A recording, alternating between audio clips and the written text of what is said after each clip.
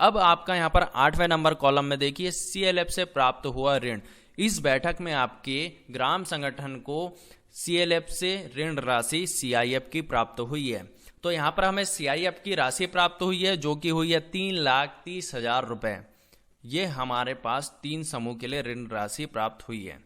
याद रखिएगा साथियों, जब भी आपको CIF की राशि आती है वो पूरे समूह का 50% होता है। यानी कि आपके पास 6 समूह है ग्राम संगठन में, तो केवल पहले 3 स्व सहायता समूह के लिए आएगा। जब 3 स्व सहायता समूह इस ऋण राशि को वापस कर देंगे अपने ग्राम संगठन में, तब जाकर के आपके बाकी जो 3 समूह हैं उनको नया ऋण दिया जाएगा आपके ग्राम संगठन के माध्यम से। इस प्रकार से ये आपका CIF का राशि रोटेशन में चलता है। अब आगे समझते हैं यहाँ पर CLF को भुगतान की गई किस्त राशि। हमने अभी दूसरी बैठक में कोई किस्त राशि भुगतान नहीं किया है।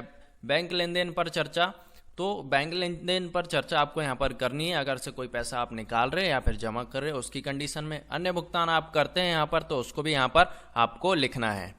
फिर से आ जाता है यहाँ पर प्राप्ति और भुगतान।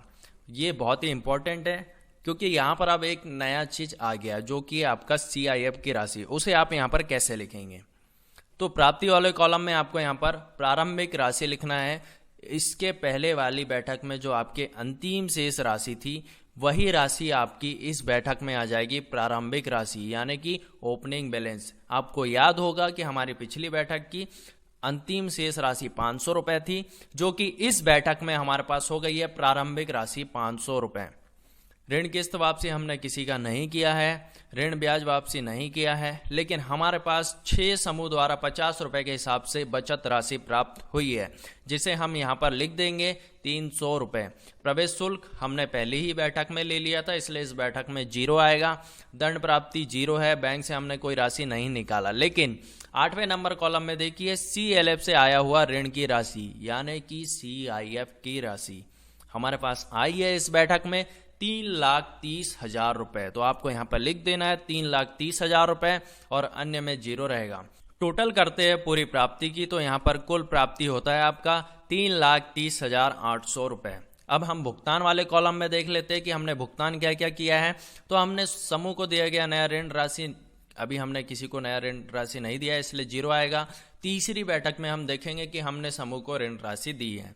CLF को भुगतान किस्त राशि 0, CLF को भुगतान ब्याज की राशि 0, बैंक में जमा कुल राशि। चूंकि हमारे पास जो CIF की राशि आई है CLF से, तो उसे हम यहाँ पर बैंक में जमा दिखाएंगे क्योंकि ये राशि हमारे सीधे बैंक खाते में आई है। इसलिए जो है कि भुगतान वाले कॉलम में आप बैंक में जमा कुल राशि, इस कॉलम में 3,30,000 रुपए लिखेंगे। बुक कीपर को मानदेय अभी हमने नहीं दिया है। ऑफिस किराया यहाँ पर 0 रहेगा, यात्रा खर्च 0 रहेगा, समावेशन खर्च 0 रहेगा क्योंकि हमने ये सब भुगतान अभी नहीं किए हैं। अन्य खर्च हमने नहीं किया है। अब हमारे पास अंतिम शेष राशि यहाँ पर बच जाती है 800 रुपए। तो ये 800 रुपए कैसे आया ये हम आपको पहली बैठक में भी सिखाए थे, इस बैठक में भी मैं आपको सिखाऊंगा कि 800 रुपए कैसे आया।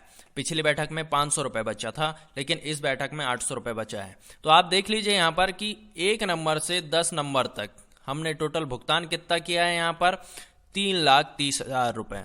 तो हम यहाँ पर 3,30,000 को माइनस कर देंगे कुल प्राप्ति वाले अमाउंट से। यहाँ पर कुल प्राप्ति हमारे पास है 3,30,800 रुपए, उससे हमने घटा दिया 3,30,000 रुपए को, तो हमारे पास अंतिम शेष राशि बच गई 800 रुपए। तो हम यहाँ पर लिख देंगे अंतिम शेष राशि।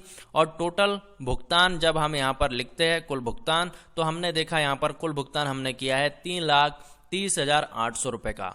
तो यहाँ पर आपको एक चीज याद रखनी है कि कुल प्राप्ति वाले कॉलम का कुल और कुल भुगतान वाले कॉलम का कुल, ये दोनों सेम आना चाहिए। अब अगली बैठक के लिए जो हमारी अंतिम शेष राशि है, अगली बैठक के लिए वो प्रारंभिक राशि हो जाएगी। तो हमारे जब हम तीसरी बैठक लिखेंगे वहां पर 800 रुपये हमारी प्रारंभिक राशि कहलाएगी। बढ़ते आगे अगली बैठक की ओर, जो कि हमारी तीसरी बैठक होगी और बहुत ही इंपॉर्टेंट बैठक होने वाली है।